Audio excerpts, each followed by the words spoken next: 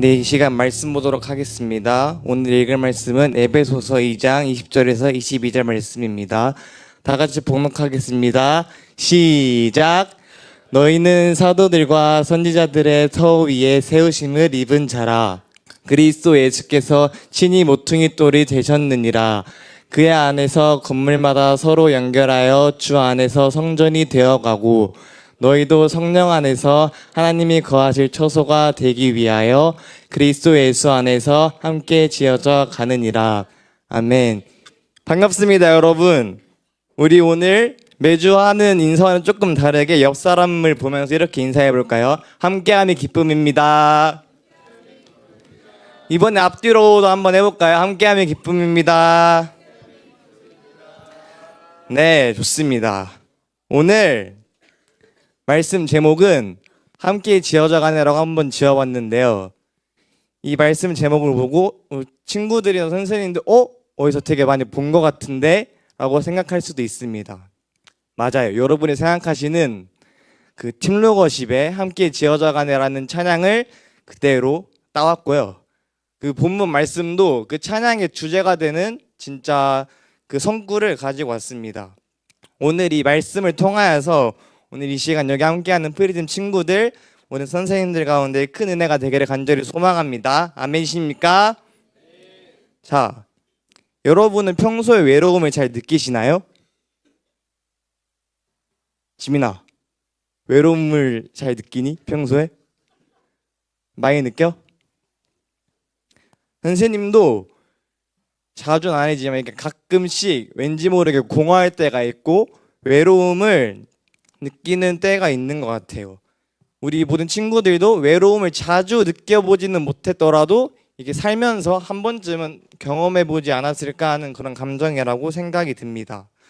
우리는 살아가면서 시간, 장소, 상황을 가리지 않고 여러 사람을 만나면서 그 만난 사람들과 소통을 하면서 살아가죠. 예를 들어 보자면 카카오톡이나 인스타를 통하여서 수많은 사람들과 연락을 하면서 지냅니다. 예를 들어 막 카카오톡에는 친구가 한 몇백 명 있고 인스타에는 막 팔로워가 막 200명, 300명이 있어요. 근데 그 수많은 사람들 중에서 내가 정말로 믿고 연락을 할 수 있는 사람이 몇 명이나 있을까요? 선생님도 그게 궁금해가지고 설교를 쓰면서 카톡과 인스타 팔로워 수를 한번 괜히 궁금해서 한번 들어가 봤는데 카톡에는 약 600명의 친구가 있었고 인스타그램에는 500명 정도가 되는 팔로워가 있는데 근데 그걸 보고 이제 카톡 창과 DM 창에 들어가 봤습니다. 근데 맨날 연락하는 사람들이만 저도 하더라고요. 근데 그 연락하는 사람들과 연락은 하긴 하는데 내가 정말로 믿고 이 사람한테 의지할 수 있는가 하는 사람은 정말 5손가락 안에 꼽더라고요. 오늘 여러분들에게 전해주고 싶은 것 중에 가장 큰 것이 우리 프리즘의 공동체의 소중함을 알고 정말로 프리즘이라는 이름 안에서 주님 안에서 더 크고 더 밝게 세상에 비추는 공동체가 되기를 간절히 소망합니다.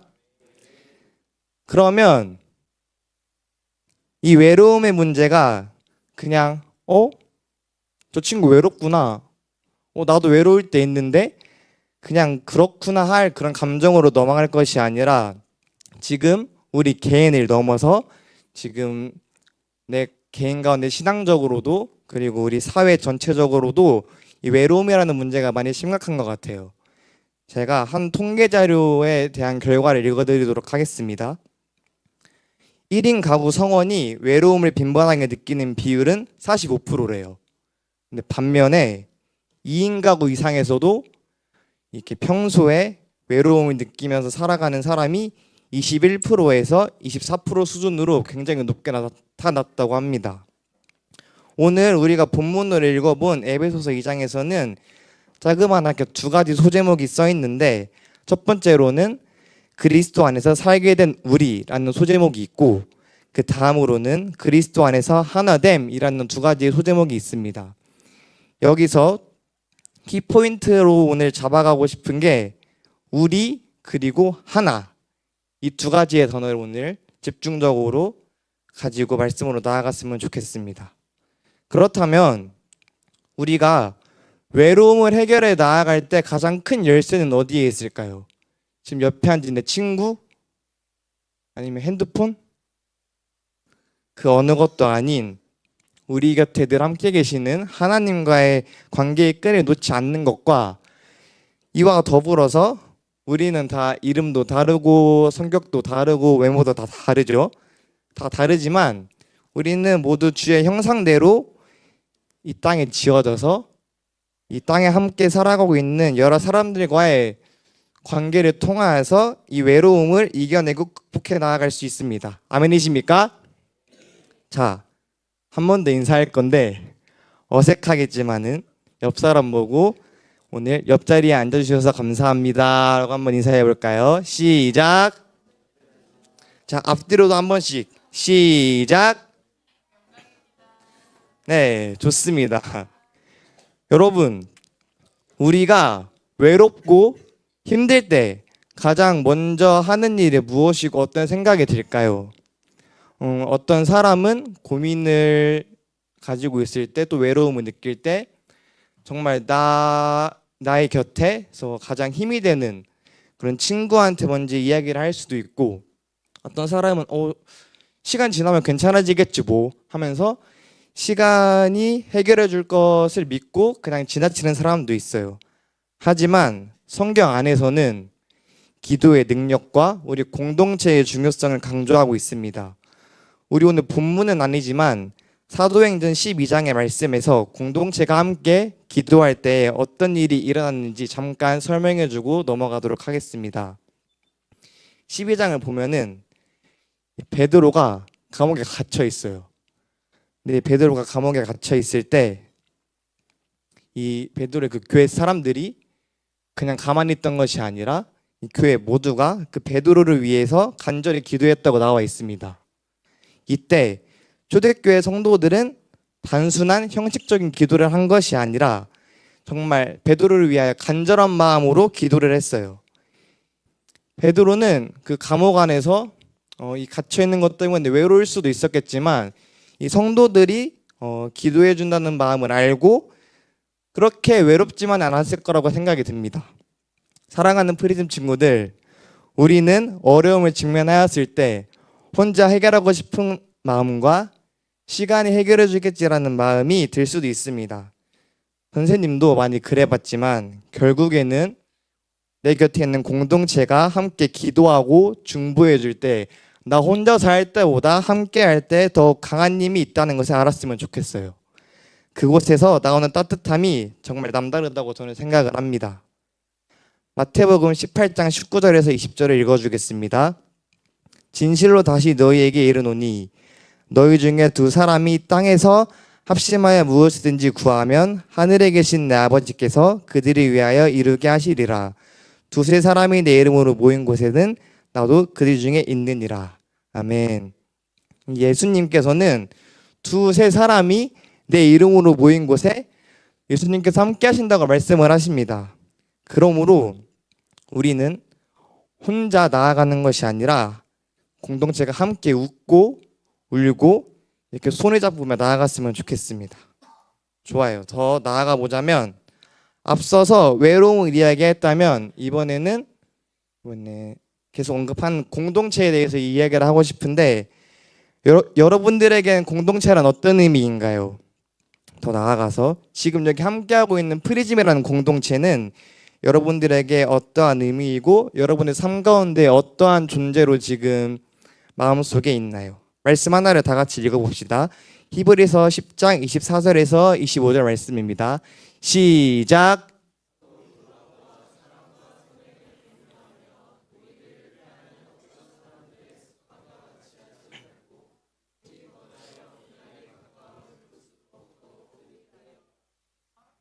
아멘. 이 말씀에서는 서로를 사랑하고 서로 선한 일을 격려하라고 나와 있습니다. 근데 어떻게 사랑하고 어떻게 격려하지? 이것을 우리가 어떻게 지켜 행하며 나아갈 수 있을까요? 우리는 권면, 책망, 그리고 모범을 통해서 우리는 하나님의 손에 쓰임 받아 서로를 거룩함으로 다듬어 서로가 이렇게 서로를 보듬어서 거룩함으로 다듬어 가고 있는 중이기에 주님께서는 우리에게 사랑과 선행 그리고 소망으로 가득한 공동체적 삶으로 나아가라고 권면하고 계십니다. 또한 서로를 격려하고 정기적으로 모여서 하나님의 언약적 구속 계획을 반영하라는 이런 삶을 헌신해야 한다고 나와 있습니다. 선생님은 이 정기적으로 모여서라는 거를 딱 봤을 때 저희 프리즘이 금요일마다 강단 기도를 하잖아요. 이것 또한 정기적으로 모여서 할 때 큰 힘이 나올 줄 믿습니다. 이러한 실천이 우리를 지속시키고 하나님께 기쁨으로 온전히 영광을 돌릴 수 있어야 합니다. 서로를 위하여 섬김이 우리 프리즘 안에도 지금 서로 잘 섬기고 있지만은 더 가득히 흘러 넘치기를 소망합니다. 이어서 사진 2장을 한 개 볼 건데요. 첫 번째 사진 한번 띄워주시겠습니까? 자, 다음.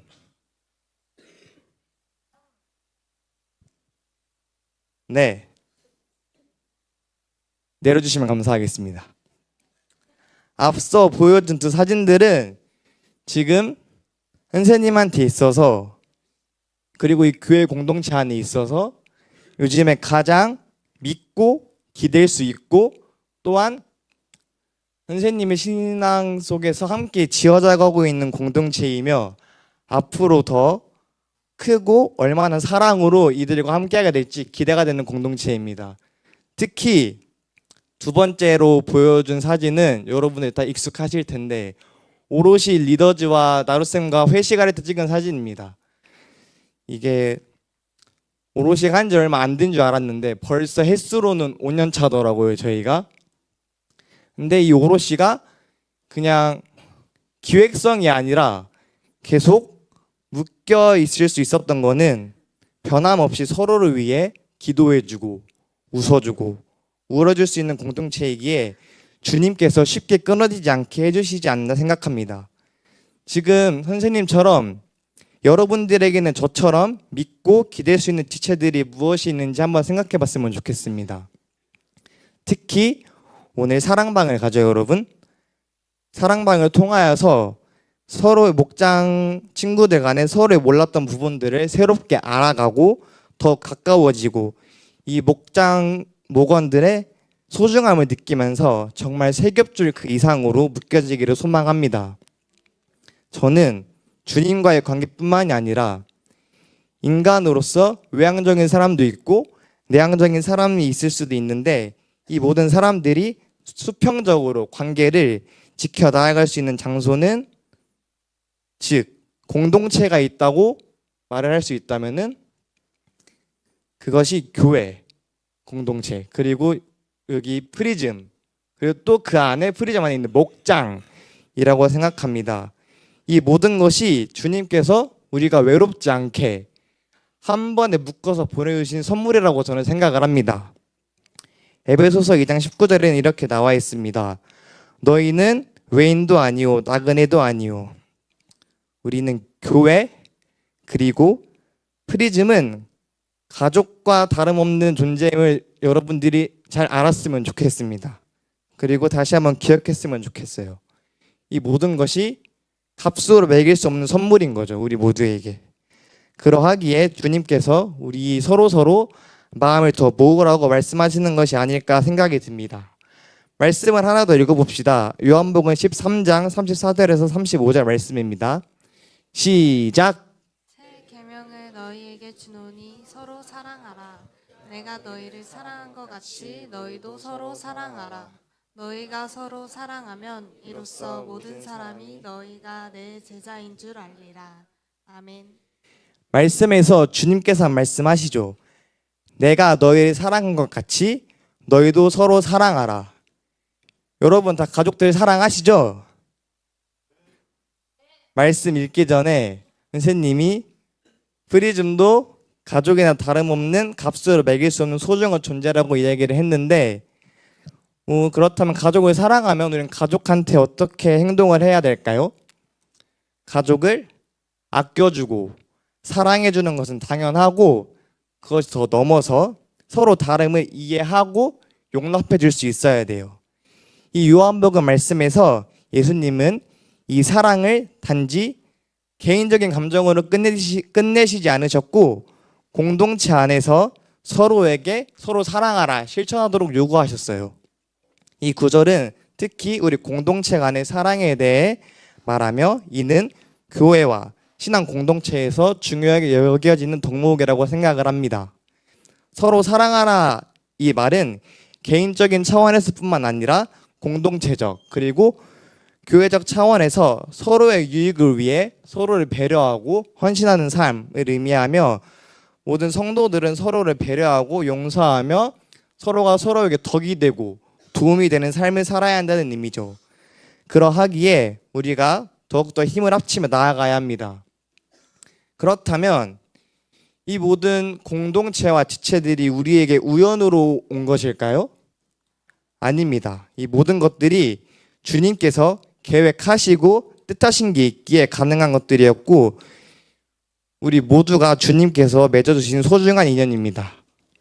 여러분, 누군가가 본인에게 다가와 준다면 우리는 그것을 바로 밀어낼 것이 아니라 그 또한 사랑임을 알고 마음을 열어 함께할 줄 알아야 하고 또한 반대로 이 공동체에서 이 친구가 조금 외로움을 타는 것 같은데? 라는 생각이 들면 주저하지 말고 용기 내어서 다가갈 수 있는 자세 역시 전 중요하다고 생각을 합니다. 그러하기에 우리는 옆에 함께 해주는 귀하고 감사한 동역자가 있기에 외롭게 무너지는 것이 아니라 함께 더욱더 단단해지고 강해져야 합니다. 그리고 저는 우리 프리즘 친구들은 이미 강해지고 있다고 생각을 해요. 함께 지어져 간다는 것이 이게 말로는 함께 하자 쉬울 수 있는데 이게 행동으로는 쉽지 않을 수도 있어요. 가족끼리도 맞지 않는 구석이 있는데 노력하는 만큼 근데 그 노력하는 만큼의 또 방해 요소들이 분명히 존재하겠죠. 무엇보다도 우리는 공동체이기 때문에 사랑이 있다면 시기와 질투도 분명히 존재할 것입니다. 하지만 이 시기와 질투 앞에서 무너지는 것이 아니라 서로 다른 서로의 모습을 보고 비교가 아닌 서로가 서로의 장점들만 이렇게 모아서 협력하는 프리즘이 되어서 시기와 질투가 찾아와도 주님의 크신 사랑을 힘입어서 이겨낼 수 있을 거라고 믿습니다. 자, 이제 본문 말씀을 한 절씩 한 번 더 읽고 마무리할 건데요. 먼저 20절부터 읽어볼까요? 20절 시작! 너희는 사도들과 선지자들의 터 위에 세우심을 입은 자라. 그리스도 예수께서 친히 모퉁이 돌이 되셨느니라. 아멘. 아멘. 20절에서 우리가 사도들과 선지자들의 터 위에 세우심을 입었다라고 말씀을 합니다. 이것은 교회의 기초가 사도들과 선지자들의 가르침, 즉 하나님 말씀 위에 세워졌다는 뜻입니다. 그리고 그 위에서 예수 그리스도께서 모퉁이 돌이 되셨다고 합니다. 저는 이 모퉁이 돌이 정확히 무엇인가 하고 한번 찾아봤는데 고대 건축에서 모퉁이 돌은 건물의 가장 중요한 돌로 모든 벽이 이 돌을 중심으로 정렬이 되고 연결이 된다고 해요. 이 말은 예수님께서는 참된 교회의 중심이시고 우리 신앙 가운데에 빠지면 안 되는 분이십니다. 오늘날 우리의 신앙이 예수 그리스도 위에 서 있지 않다면 우리의 신앙은 당연히 흔들릴 수밖에 없어요. 많은 사람들이 자신의 생각과 경험을 토대로 자기 뜻대로 살아가지만 그리고 또 세상의 철학 위에서 신앙을 세우려고 하지만 세상의 것은 금방 무너지고 사라지기 마련입니다. 참된 신앙의 기초는 오직 예수 그리스도뿐입니다, 여러분. 기초가 없으면 쉽게 무너지겠죠? 그러므로 우리는 날마다 예수님을 우리의 중심에 두고 그분의 말씀과 가르침 위에서 그대로 따라갈 수 있는 신앙을 세워야 합니다. 21절도 이어서 읽어봅시다. 시작! 그의 안에서 건물마다 서로 연결하여 주 안에서 성전이 되어가고. 아멘. 말씀에서 우리가 그 안에서 건물마다 서로 연결하여 주 안에서 성전이 되어간다라고 말씀하십니다. 우리는 겉모습은 다를지라도 우리 개개인이 따로따로 노는 것이 아닌 주님 안에서 함께 연결되어 하나님의 성전으로 세워져가는 소중하고 귀한 지체들입니다. 또한 교회는 단순히 그냥 건물인 게 아니라 예수님을 믿는 성도들의 그리고 또 우리의 공동체입니다. 하나님께서는 우리를 한 몸으로 부르셨고 우리는 서로 연결된 존재들이기에 혼자 신앙생활을 하는 것이 아니라 옆에 있는 친구와 함께 예배하고 교제하고 성장을 해야 됩니다. 하지만 우리는 가끔씩 번아웃이 왔을 때 이 끈을 놓으려고 할 때가 종종 있죠. 서로 갈등하고 미워하고 용서하지 않고 사랑하지 않을 때 우리는 이 교회라는 하나님의 성전을 허무는 것 같습니다, 여러분.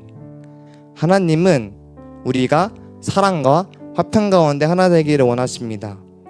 오늘 우리 프리즘 안에서 특히 프리즘 안에 있는 목장 안에서 내가 더 사랑해야 될 사람은 누구인지, 내가 더 이해하고 품어야 될 자는 누구인지 돌아보며 함께 세워지는 성전의 일원이 되기를 바랍니다. 마지막으로 22절 말씀을 읽어볼까요? 시작! 너희도 성령 안에서 하나님이 거하실 처소가 되기 위하여 그리스도 예수 안에서 함께 지어져 가느니라. 아멘.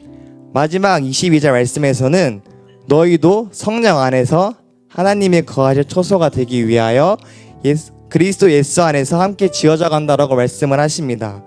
주님께서는 우리 교회 공동체를 통해 역사하시고 프리즘을 통해 역사하시고 성령님을 통해 우리 가운데 거하시기를 원하십니다. 우리는 주 없이 또한 말씀 없이 바르고 신앙생활을 할 수 없습니다. 주께서 우리의 마음을 다스리사 만져주시고 교회를 하나로 무엇보다 우리 프리즘을 하나로 묶어주십니다. 정말 마지막으로 사진 한 개를 더 보기를 원합니다. 누구게요? 맞습니다. 프리즘입니다. 여러분, 프리즘이라는 성령 충만한 공동체는 서로 사랑하고 격려하며 하나님의 뜻을 이루기 위해 서로 헌신합니다. 그러하기에 우리 프리즘은 그리스도로 말미암아 모이는 것도 노는 것도 교회 안에서 교제했으면 좋겠고, 우리는 성령님께 온전히 순종하며 그분의 인도하심을 따라 살아가야 한다는 것을 믿으며 정말 프리즘이라는 그 이름의 뜻에 알맞게 예수 그리스도의 빛으로 세상을 더욱 밝게 비추어가는 공동체가 되기를 소망합니다. 우리 이 시간 찬양하고 기도의 자리에 나아갑시다.